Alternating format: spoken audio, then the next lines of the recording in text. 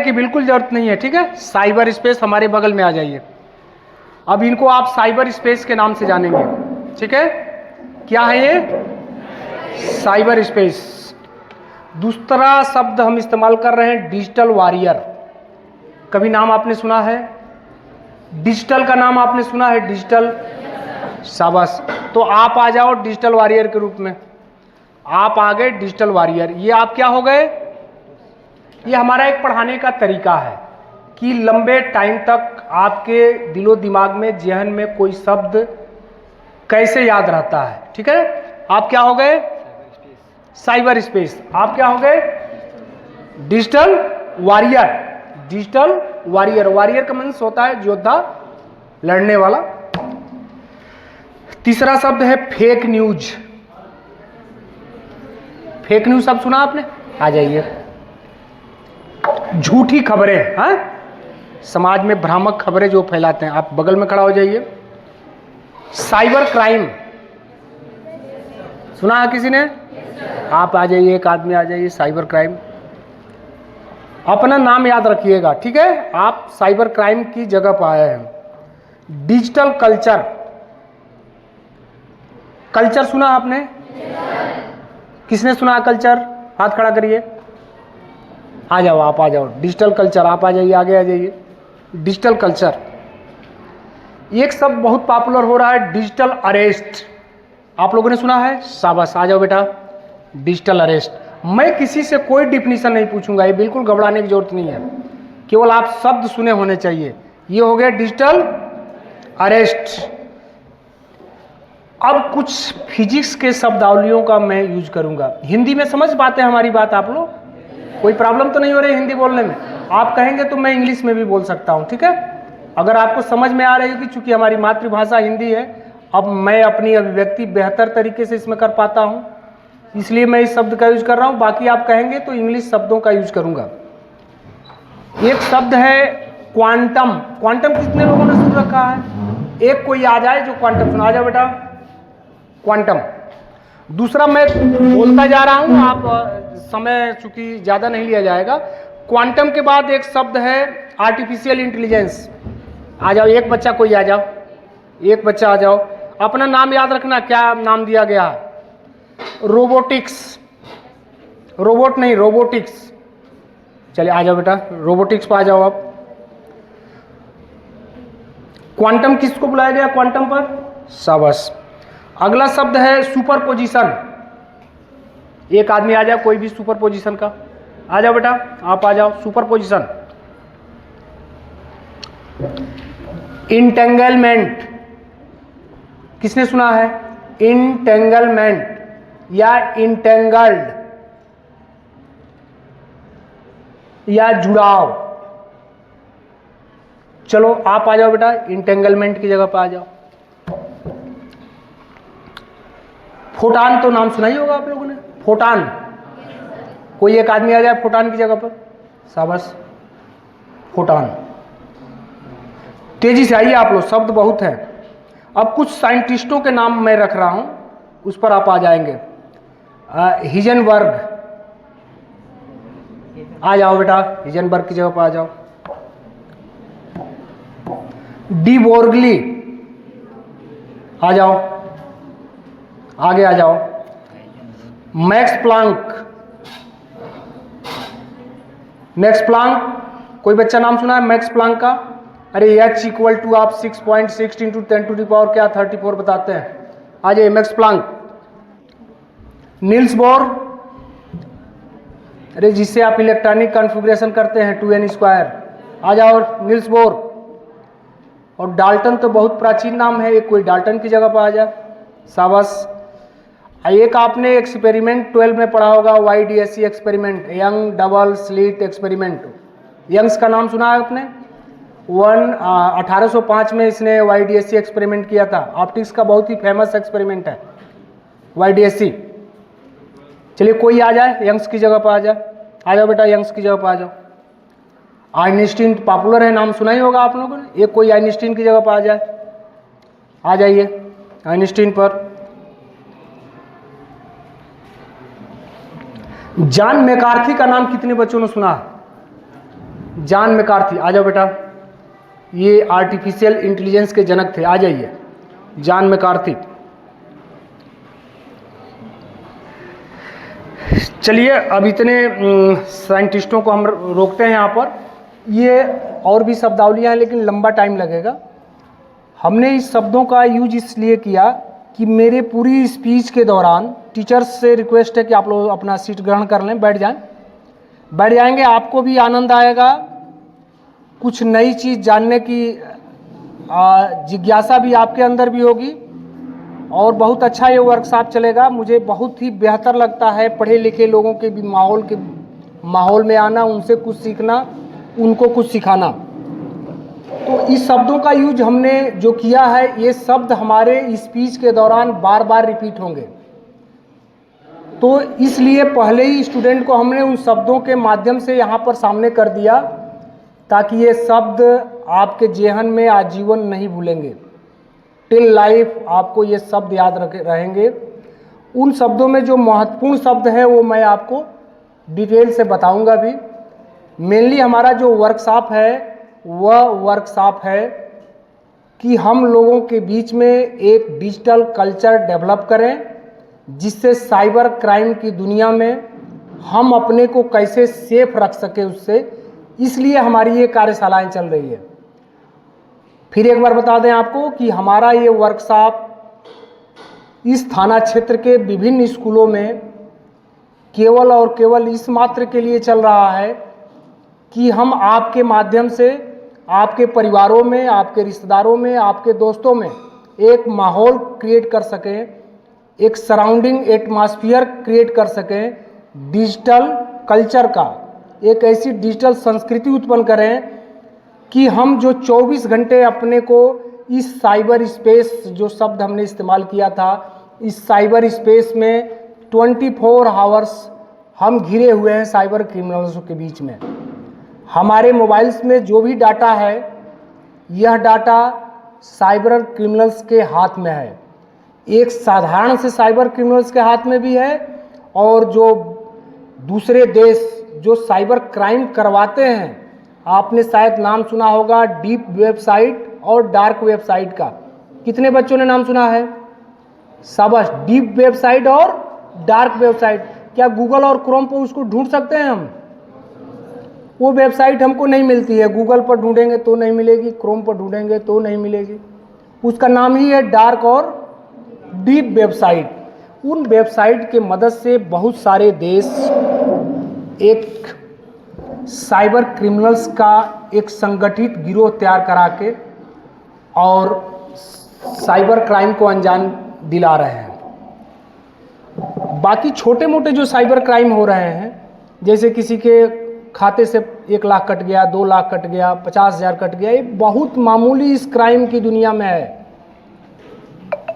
भारत सहित विश्व के कई देशों के बैंकों से अरबों अरबों रुपया इस क्राइम के जरिए स्वाहा हो जा रहा है। कोई बैंक न पुलिस को इन्फॉर्म कर रहा है और न गवर्नमेंट को बता रहा है, न पब्लिक जान पा रही है। उनके पास उसकी मजबूरियां अलग हैं। बैंकों के साथ जब फ्रॉड हो रहा है, व्यक्ति के साथ फ्रॉड हो रहा है तो 50,000, 1 लाख, 2 लाख, 5 लाख, 10 लाख, 50,000, 1 करोड़, 2 करोड़ का फ्रॉड हो रहा है।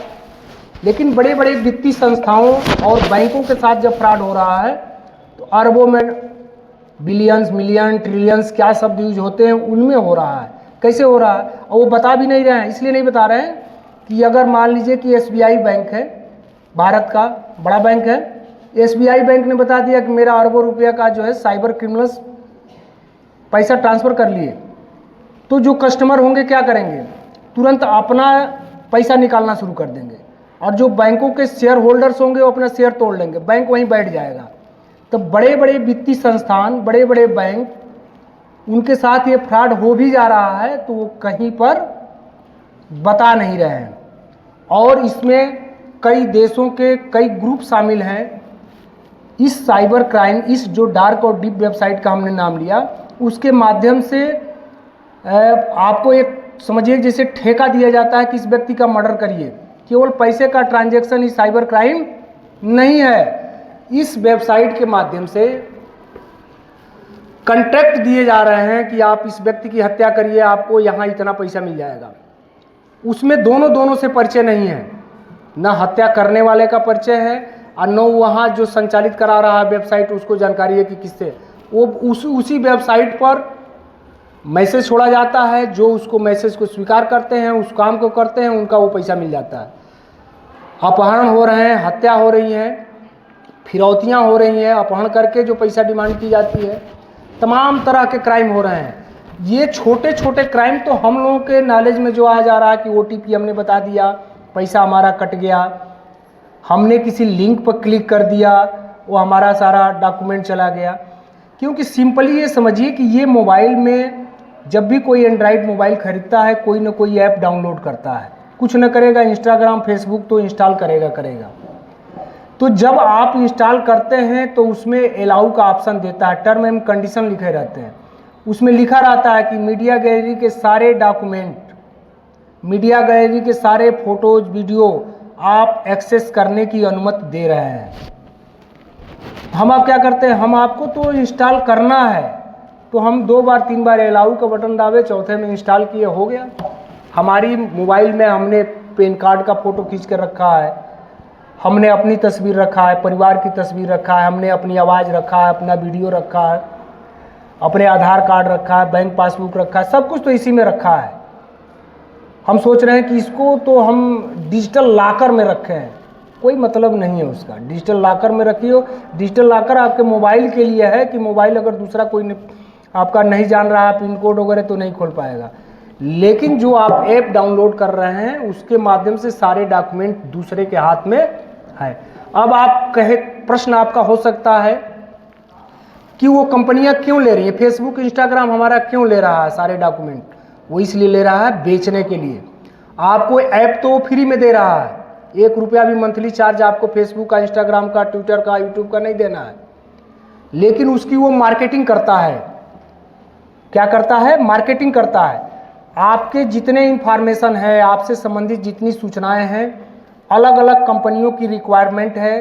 किसी कंपनी की रिक्वायरमेंट है कि हमको 1 लाख मोबाइल नंबर चाहिए, तो उस कंपनी को Facebook 1 lakh mobile number provide करेगा, इतने पैसे में वो अपना पैसा तय करेगा। किसी को होगा कि इनके बैंक अकाउंट प्रोवाइड कराइए 5 लाख लोगों का, तो उस कंपनी को 5 लाख लोगों का बैंक अकाउंट प्रोवाइड कराएगा। इस तरह से आपकी अलग अलग इंफॉर्मेशन की अलग अलग कैटेगरियों में वो आपके डाटा को बेचता है। कोई भी ऐप आपको फ्री में नहीं है। क्लियर हो गया? तो इस तरह से आपके साथ साइबर फ्रॉड हो रहा है। मुझे उम्मीद है कि चूंकि स्कूल अच्छा है तो आप लोग कंप्यूटर के बारे में भी जानते होंगे, साइबर क्राइम के बारे में भी जानते होंगे। आज मैं एक नई चीज़ जो बताने के लिए यहाँ आया हूँ ताकि आपके अंदर, आपके टीचर्स के अंदर कुछ मोटिवेशन आए और दोनों इस पर कुछ काम करें, क्योंकि भारत इसमें बहुत अभी पीछे है। तो उस पिछड़ापन को दूर करने के लिए इनमें से कौन सा लड़का साइंटिस्ट भविष्य में बनेगा, कौन कंप्यूटर साइंटिस्ट बनेगा, कौन फिजिक्स के क्षेत्र में साइंटिस्ट बनेगा, कौन डॉक्टरी के क्षेत्र में बनेगा, कोई कुछ जानता नहीं है।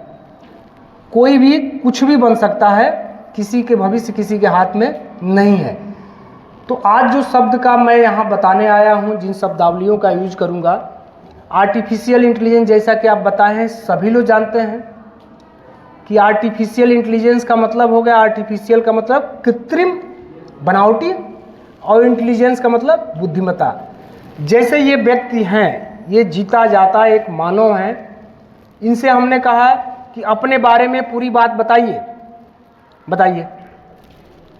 My name is Alok Dwivedi. I study in class 8 Saurabh International School. My father name is Mr. Omkar Nath Dwivedi. My mother name is Mr. Le Rukmawati Dwivedi. I live in Thotia Fort, Nasirganj. I am living Basti. अब देखिए, इनसे हमने प्रश्न किया कि आप अपने बारे में कुछ बताइए, तो इन्होंने अपने बारे में जो इनके पास डाटा था या इस समय जो इनको याद आ रहा था वो चीज़ें इन्होंने बताई। तो इसमें क्या प्रोसेस हुआ, हमारी आवाज़ निकली, इनके कानों तक गई, कान से इनके जो सेंस ऑर्गन्स हैं मस्तिष्क में गई, उसका वहाँ पर इन्होंने विश्लेषण किया, एनालिसिस किया, समझा प्रश्नों को और फिर प्रश्नों का उत्तर तैयार किया। उत्तर तैयार करके इन्होंने अपने मुंह के माध्यम से उसको डिलीवर किया, आउटपुट दिया। ये पूरा प्रोसेस हुआ। आर्टिफिशियल इंटेलिजेंस और मानव की बुद्धि में क्या अंतर है? हमने जो इनसे प्रश्न किया आज, ये प्रश्न को और अपने उत्तर के दोनों को ये भूल जाएंगे आज के बाद। और जो आर्टिफिशियल इंटेलिजेंस टूल्स बन रहे हैं, उससे एक बार जो क्वेश्चन कर दिया जाएगा, ठीक उसी प्रकार से वो भी आपकी ये बात को सुनेगा, एनालिसिस करेगा, उसका आंसर तैयार करेगा और आउटपुट देगा। लेकिन उस पूरे प्रोसेस को अपने अंदर रिकॉर्ड कर लेगा वो। अगले बार जब उससे क्वेश्चन पूछा जाएगा तो उससे बेहतर आंसर देगा वो। उससे अगले बार वही क्वेश्चन उससे पूछा जाएगा तो उससे बेहतर आंसर देगा। उससे अगले बार पूछा जाएगा, यानी कि मल्टीपल टाइम पूछने पर जो भी आर्टिफिशियल इंटेलिजेंस टूल्स होंगे, उसके विश्लेषण करने की क्षमता बढ़ेगी, उसकी याददाश्त बढ़ेगी, उसकी मेमोरी रहेगी और बेहतर करके वो देगा। ये है आर्टिफिशियल इंटेलिजेंस टूल्स। जैसे आप लोगों टीचर्स आपके यूज करते होंगे, जैसे कोपायलट है, चैट जीपीटी है, जेमिनाई है, या आप कल व्हाट्सएप यूज करते होंगे तो उस पर गोल गोल ऐसे घूमता है, मेटा एआई, मेटा का है। लोग उसमें नाम सर्च करने लगते हैं कि हमारे ग्रुप में नाम कोई वो नाम सर्च करने के लिए नहीं है। उससे आप कोई लेटर लिखवा लीजिए, उससे आप कोई फोटोग्राफ बनवा लीजिए। अब इमोजी आपको अलग आकर नहीं खोजना है, वहीं पर आप बताइए, वो तैयार करके दे देगा मेटा एआई। तो ये आर्टिफिशियल इंटेलिजेंस के कुछ एग्जाम्पल बतौर कुछ टूल्स हैं, ठीक है। इस शब्द का यूज मैं इसलिए कर रहा हूं कि आने वाला समय जो आर्टिफिशियल इंटेलिजेंस का है, कुछ एक सालों में, अब मैं पार्टिकुलर टाइम तो नहीं बता सकता, लेकिन मुझे ऐसा एहसास हो रहा है कि मैक्सिमम 10 साल में ये जो जितने कंप्यूटर हम यूज कर रहे हैं, जितने मोबाइल यूज कर रहे हैं, जितने लैपटॉप यूज कर रहे हैं, ये सब क्या है? यूजलेस है। क्या है? यूजलेस है।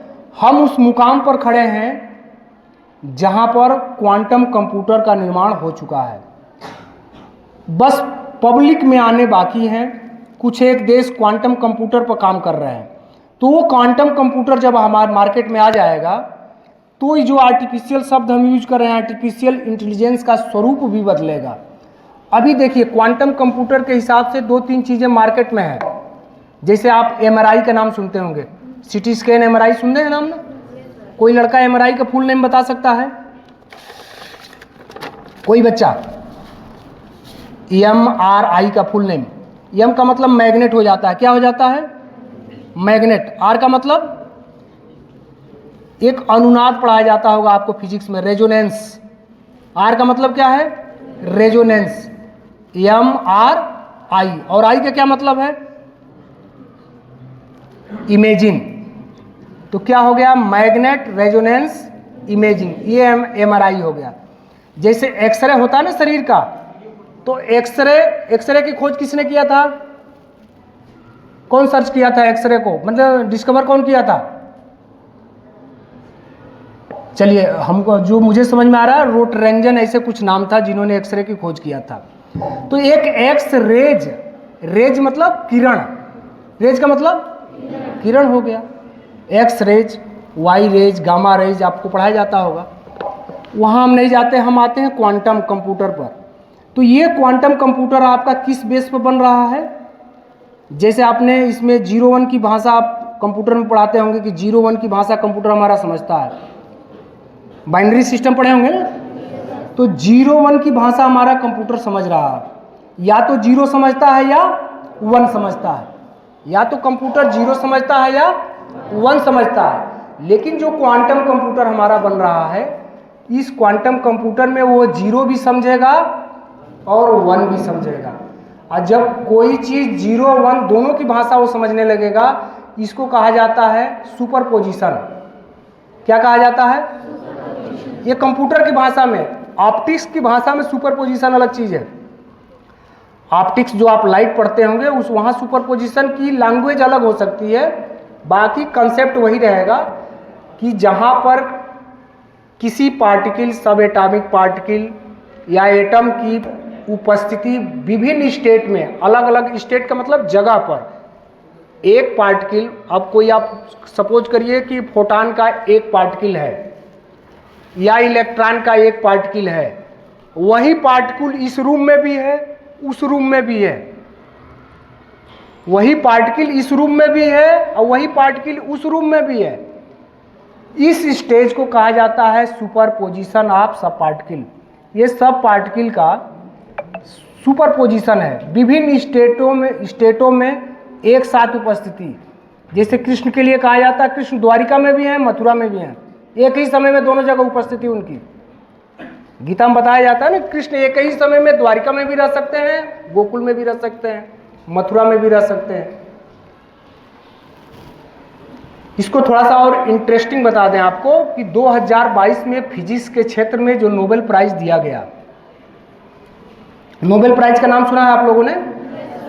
2022 में फिजिक्स के जिस एरिया में नोबेल प्राइज दिया गया, 3 साइंटिस्टों को, एक साइंटिस्ट अमेरिका का था, एक फ्रांस का था और एक ऑस्ट्रिया एक देश है, ऑस्ट्रेलिया नहीं, ऑस्ट्रिया एक देश है। 3 साइंटिस्टों को दिया गया इसी क्षेत्र में, सुपरपोजिशन और इंटेंगलमेंट। जो एक शब्द इंटेंगलमेंट किसको खड़ा किया गया है? शाबाश, इंटेंगलमेंट, यानी कि अगर कोई पार्टिकल एट ए टाइम इस अर्थ प्लैनेट पर है तो वह पार्टिकल किसी दूसरी आकाश गंगाएं, दूसरी मिल्की वे में, किसी दूसरे प्लैनेट पर भी वो पार्टिकल ऑलरेडी एग्जिस्ट करता है। बात ज़्यादा गहरी नहीं है, समझने की है, आपको इंटरेस्ट आएगा। कोई पार्टिकल एट ए टाइम अगर अर्थ के प्लैनेट पर है, सेम वही पार्टिकल एट ए टाइम किसी दूसरी मिल्की वे में, दूसरी नोवा, सुपरनोवा, आकाश गंगाओं में भी वो पार्टिकल मौजूद है। अगर इस पार्टिकल के साथ कोई छेड़छाड़ हुआ या इसको कहीं रोटेट किया गया, वो पार्टिकल उसी तरह से वहाँ बिहेव करेगा। इसको कहा जाता है इंटेंगल्ड होना या इंटेंगलमेंट। ठीक है ना? इन 2 चीज़ों पर, सुपरपोजिशन कि एक सब पार्टिकल का एक ही समय में 2 प्लेस पर 2 स्टेट में होना, और इंटेंगलमेंट, इसी पॉइंट पर 2022 में फिजिक्स के क्षेत्र में नोबेल प्राइज दिया गया। अब उसी पर काम हो रहा है क्वांटम कंप्यूटर का। क्वांटम कंप्यूटर के लिए थोड़ा सा मैन्युफैक्चरिंग में अभी दिक्कत ये आ रही है कि उसकी जहाँ मैन्युफैक्चरिंग होगी, माने जहाँ बनाया जाएगा, वहाँ का टेम्परेचर -273 डिग्री होना चाहिए। कितना होना चाहिए? -273 डिग्री। अभी टेम्परेचर कितना चल रहा होगा? 20 या 22 चल रहा होगा इसमें प्लस में। वहाँ क्या है? -273 डिग्री की टेम्परेचर जहाँ क्रिएट करके और वहाँ पर ये क्वांटम कंप्यूटर बनाया जा रहा है। क्योंकि उनका जो प्रयोग हो रहा है उसमें जिस हम बात कर रहे हैं इलेक्ट्रॉन या फोटॉन की, कि उनकी उपस्थिति 0 और 1 दोनों जगह रहे, उसमें अगर इससे ज़्यादा टेम्परेचर दिया जा रहा है तो किसी एक जगह पर उपस्थित हो जा रहा है। दूसरा चीज़, सुपरपोजिशन में एक शब्द और बता दें आपको, जब आप पढ़ेंगे, जब 12 में जाएंगे, 11th वाले बच्चे 12 में जाएंगे तो आपको पढ़ाया जाएगा YDSC experiment, Young's double slit experiment, कि मोनोक्रोमेटिक लाइट को जब आप 2 होल से, या झिर्री जिसको बोलते हैं, स्लाइट बोलते हैं, से पास कराते हैं तो पीछे पर्दे पर ब्राइट और डार्क फ्रिंजेज बनती हैं। समझ रहे हैं क्या बनती हैं? ब्राइट और डार्क फ्रिंजेज बनती है। मोनोक्रोमेटिक लाइट का हिंदी में कहते हैं एक वर्णी प्रकाश, यानी कि एक फोटॉन ले लीजिए या एक इलेक्ट्रॉन ले लीजिए। अच्छा, लाइट क्या है आप बताइए? लाइट पार्टिकल है कि वेव नेचर? लाइट का नेचर क्या है? दोनों नेचर है। किस क्लास में हो आप? शाबाश। तो पढ़ा दिया गया ऑप्टिक्स आपको? नहीं सर, वो 10th में। अच्छा, 10th में भी था। देखिए बच्चे, 10th में, हम लोग तो इंटर में जाके जान पाए इस चीज़ को कि लाइट है डुअल नेचर। लाइट के पास भी क्या है? डुअल नेचर है। यानी लाइट किस माध्यम से आती है? इलेक्ट्रोमैग्नेटिक वेव से आती है ना, उसको कहा जाता है कि वेव नेचर है लाइट के अंदर। लेकिन जब ये आइंस्टीन ने फोटो इलेक्ट्रिक इफेक्ट का इजाद किया, जिससे आप सोलर सिस्टम आज देख रहे हैं, तो फोटान का उसने स्टडी किया, फोटान मेटल पर जो है इम्पैक्ट करता है, टक्कर लगाता है, तो वहाँ से इलेक्ट्रॉन अपनी एनर्जी लेवल को छोड़ के दूसरे एनर्जी लेवल में जाता है। ये तो आप पढ़े होंगे कि एक एनर्जी लेवल से हायर एनर्जी लेवल में जाता है, अगर उसको एनर्जी मिलती है तो एनर्जी अवशोषित होती है तो दूसरे डाउन वाले में भी चला जाता है। इसी पर बेस पर आप सोलर सिस्टम आज देख रहे हैं। मैं क्या क्वेश्चन किया था आपसे? हाँ, लाइट है डुअल नेचर, माने उसके अंदर पार्टिकल नेचर भी है और वेव नेचर भी है। वैसे ही मान लीजिए सपोज करिए हम पार्टिकल हैं, एक बड़ा पार्टिकल है, तो हमारे अंदर भी डुअल नेचर है, पार्टिकल नेचर भी है, और मैं अगर वो स्पीड गेन करूं तो मेरे अंदर वेव नेचर भी आ जाएगा। ठीक है, तो ये किस शब्द पर ये शब्द उठा था? चलिए ठीक है, अभी याद आएगा तो मैं बताऊंगा। तो ये क्वांटम कंप्यूटर सुपरपोजिशन इंटेंगलमेंट के प्रिंसिपल पर आधारित होकर बनाया जा रहा है। उसकी क्षमता क्या, आप लोग थक तो नहीं रहे हैं? कोई बोरियत तो नहीं महसूस हो रहा है? एक कहानी बतौर सुन लीजिए, कोई आपको याद करने की ज़रूरत नहीं है, कोई एग्जाम में लिखना नहीं है, लेकिन कहानी बतौर भी याद रखे रहेंगे तो लंबे समय तक याद रहेगा। अब उसका इम्पोर्टेंस क्यों है, क्यों मैं क्वांटम कंप्यूटर के पीछे पड़ा हूँ? मैं इसलिए पड़ा हूँ क्वांटम कंप्यूटर के पीछे कि मुझे जो आशंका है या जो रियलिटी है कि आने वाला केवल 10 साल, मैक्सिमम 10 साल के अंदर ये चीज़ें क्लियर होने वाली है कि उस क्वांटम कंप्यूटर के माध्यम से हमारी मेमोरी को पेन ड्राइव में लिया जाएगा। समझ रहे हैं? इसको सोचना है आपको। अब तक आप दूसरे कंप्यूटर लैपटॉप की मेमोरी को पेन ड्राइव में लेकर घर गए, अपने दूसरे कंप्यूटर लैपटॉप में लगा दिए मेमोरी, वही चीज़ देख रहे हैं। यह क्वांटम कंप्यूटर उस सिद्धांत पर बनाया जा रहा है जिस सिद्धांत पर हमारा मस्तिष्क काम करता है। क्या काम करता है? एक होता है क्लासिकल मैकेनिक्स, जिसको आप न्यूटोनियन मैकेनिक्स कहते हैं। ये जितने ग्रहों की चाल, पृथ्वी पर चाल, गाड़ियों की चाल, आदमी की चाल, घोड़े की चाल, किसी वस्तु ऑब्जेक्ट की चाल, स्पीड, जो भी आप पढ़ते हैं, ये किस फार्मूले पर बेस्ड है? न्यूटोनियन मैकेनिक्स के फार्मूले पर बेस्ड है, जिसको आप क्लासिकल फिजिक्स कहते हैं। लेकिन जब आप स्टडी करते हैं, जो हमने नाम बताया नील्स बोर का, जब आप इलेक्ट्रॉन, न्यूट्रॉन और प्रोटॉन का स्टडी करते हैं या फोटान का स्टडी करते हैं, तो फिजिक्स के ये सारे कंसेप्ट कहाँ हो जाते हैं? वहाँ पर फेल्ड हो जाते हैं। फिजिक्स के वहाँ पर कंसेप्ट काम कहाँ पर? जहाँ पर सब एटॉमिक या न्यूक्लियस की स्टडी, आप एटम की स्टडी करने लगते हैं, फोटान की स्टडी करते हैं, तो वहाँ पर आप लगाएंगे कि F = G(m1m2/r²) काम नहीं करेगा। करेगा काम? नहीं करेगा काम।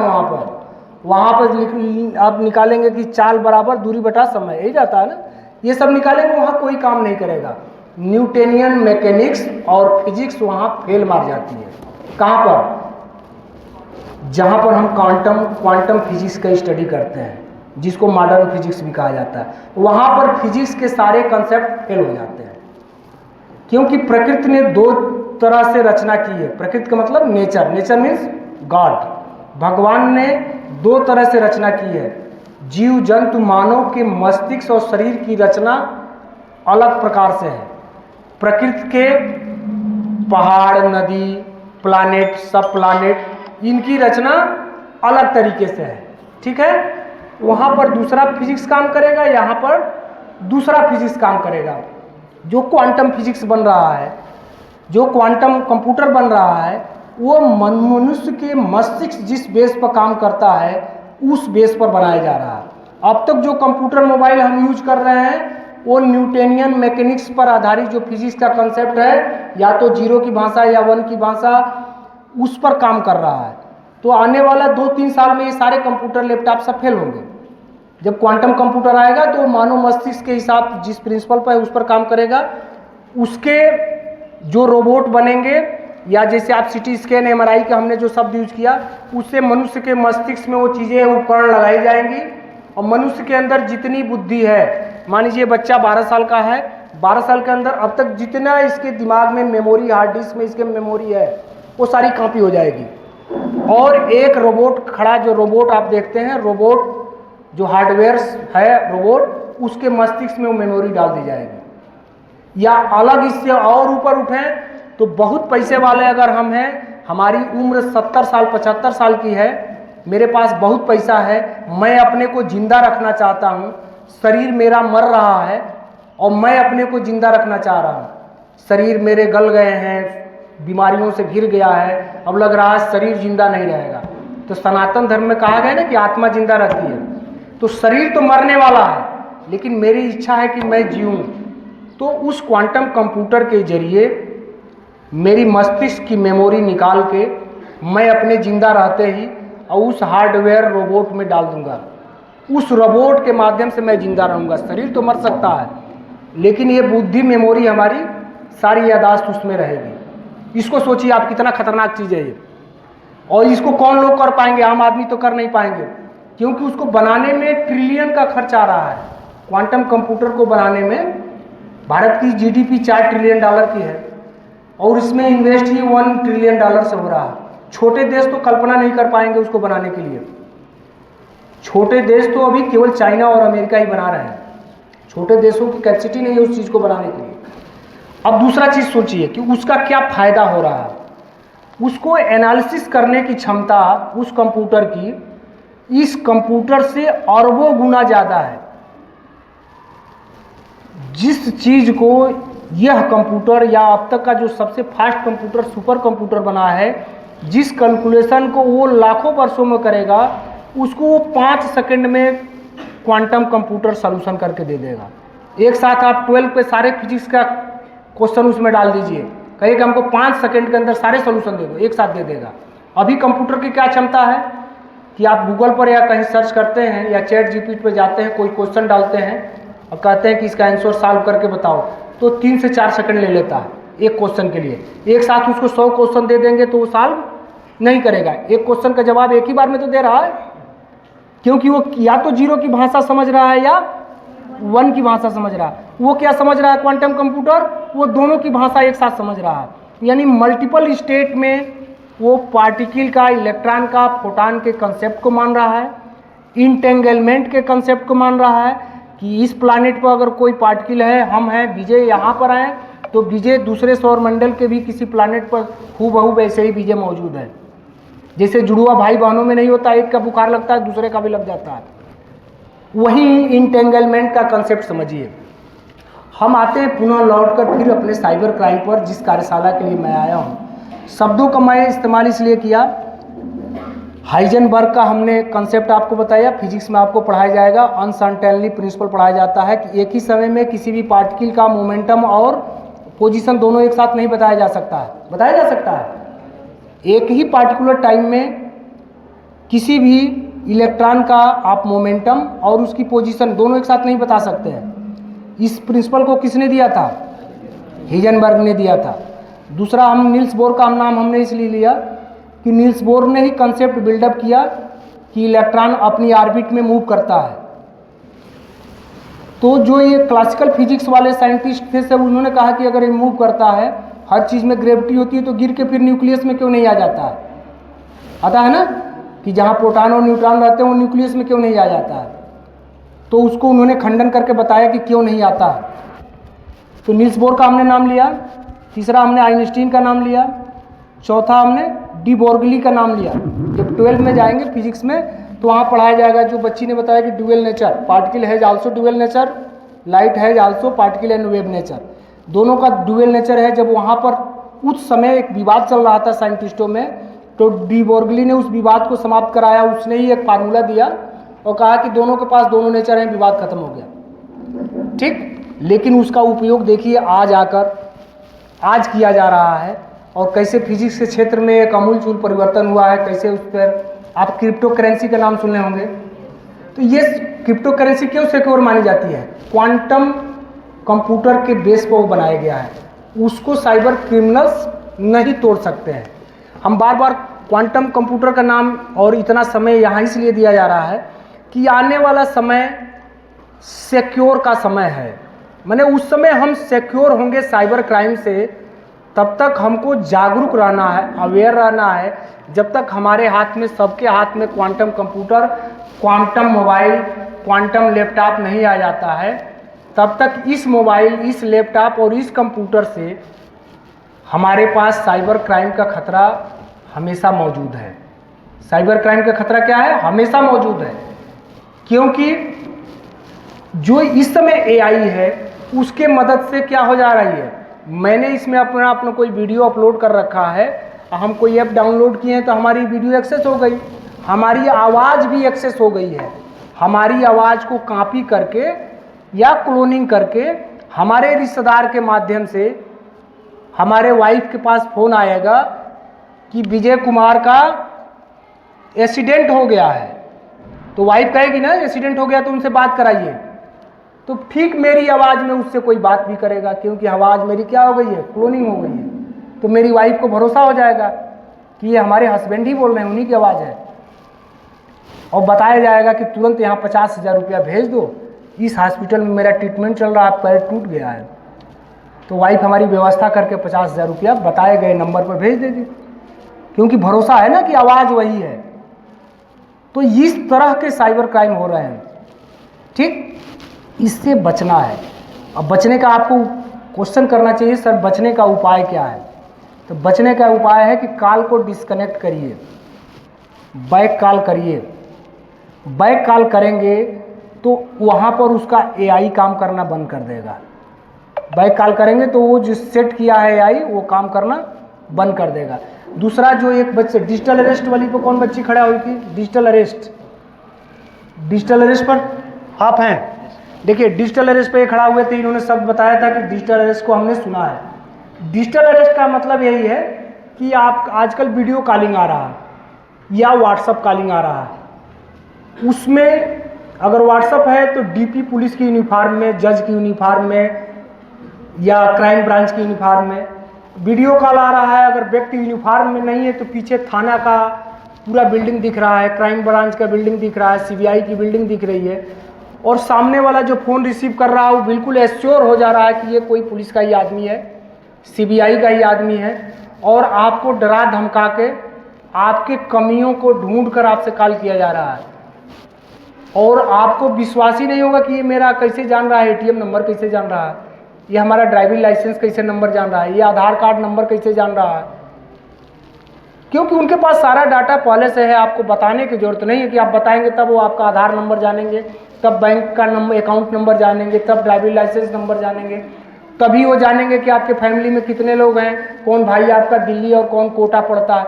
उनके पास सारी इंफॉर्मेशन साइबर क्रिमिनल्स के पास है, और आपको विभिन्न तरीकों का, आज समय ज़्यादा नहीं है, विभिन्न तरीकों का प्रयोग करके वो बताएंगे कि आपको हमने डिजिटली रूप से अरेस्ट कर लिया है। क्या कर लिया है? डिजिटली रूप से। आप लोग अपने अपने सीट पर जाकर बैठ सकते हैं, बच्चियां थक रही हैं, आप लोग बैठ जाए, कोई बात नहीं, बैठ जाइए। आपसे बताया जाएगा कि आप डिजिटली रूप से अरेस्ट हो गए हैं और यहाँ पर इतना पैसा भेज दीजिए, नहीं तो ये आपके साथ हो जाएगा। तो आदमी डर के वहाँ पैसा भेज दे रहा है। तो ये अपने परिवार में आपको अवेयर करना है। बैंक की तरह से ही फ्रॉड बाय मैसेज, बैंक की तरह से ही मैसेज क्रेडिटेड का आ रहा है। मैंने फ्रॉड के समझिए कि 1000 से ज़्यादा प्रकार है, सबका यहाँ पर समय नहीं है डिस्कशन करना। मोटा मोटी आइडिया मेरे आने का कार्यशाला का मकसद ये है कि आप शब्दों को जानें। आपसे इस शब्द का मैं इस्तेमाल कर सकता हूँ कि आप एक उभरते हुए सितारा हैं देश के। ये शब्द मैं गांव में चौपाल लगाकर या पोस्ट ऑफिस पर जाकर या बाजार में जाकर मैं अगर शब्दों का यूज करने लगूंगा कि superposition, entanglement, Niels Bohr, Heisenberg, Einstein, तो लोग हमको क्या बोलेंगे? वहाँ पागल बोलेंगे ना। वहाँ पर शब्दों का चयन, शब्दों की प्रस्तुति जगह के हिसाब से होनी चाहिए।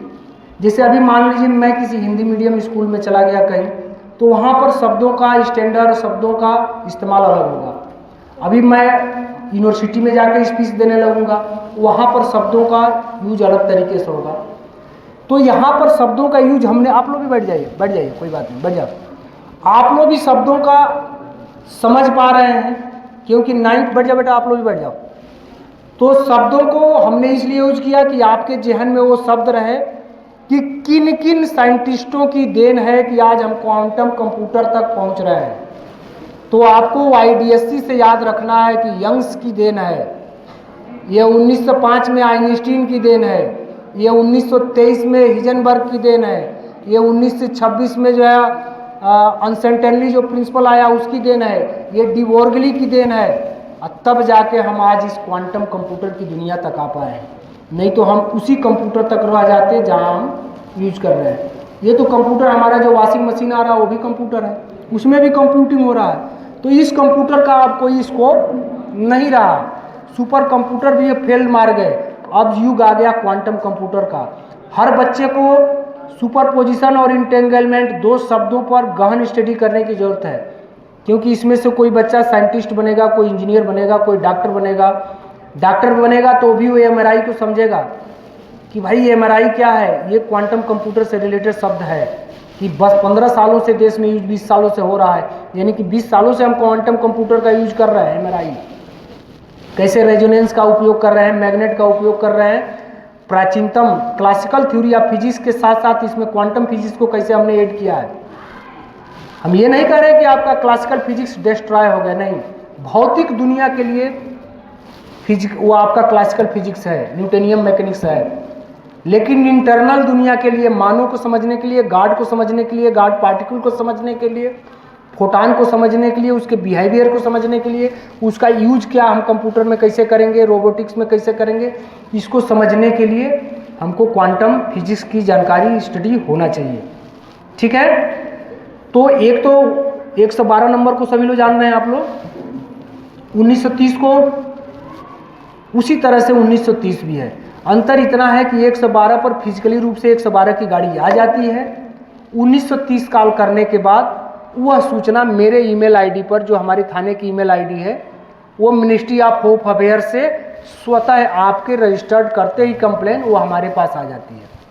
जैसे आपके साथ कोई भी फ्रॉड हो गया, केवल इकोनॉमिकल फ्रॉड ही नहीं, थ्रेड संबंधी, किसी का न्यूड पिक्चर वीडियो कोई सोशल मीडिया पर वायरल कर रहा है, किसी को कोई धमकी दे रहा है, लालच दे रहा है, वो चीज़ें भी आप 1930 पर कंप्लेन करेंगे। वो बताएगा कि घटना हुए अगर 48 घंटे से कम समय का हुआ तो 5 दबाएँ, घटना हुए 48 घंटे से ज़्यादा समय का हो गया तो 7 दबाएँ। 2 ही ऑप्शन आएगा, एक तो बोलेगा कि इतना समय हो गया तो 5 दबाएँ, इतना समय के अंदर ये घटना हुई है तो 7 दबाएँ।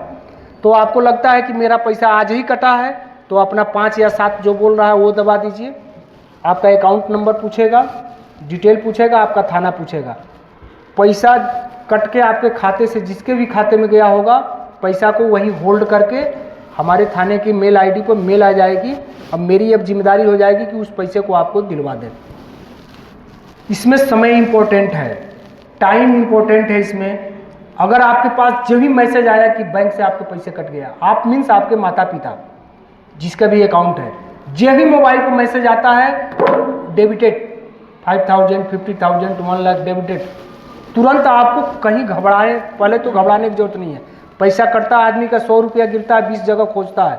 जिसका 5,000, 10,000, 1 लाख कट गया वो तो घबराहट तो होगी, लेकिन घबराहट नहीं है, होना नहीं होना है। तुरंत 1930 मिलाना है, तो तुरंत बताना है कि सर मेरा अकाउंट नंबर ये है, मेरा नाम ये है, मेरा थाना ये है, इस बैंक में अकाउंट है, अभी अभी ये मैसेज आया कि इतना पैसा कट गया मेरा।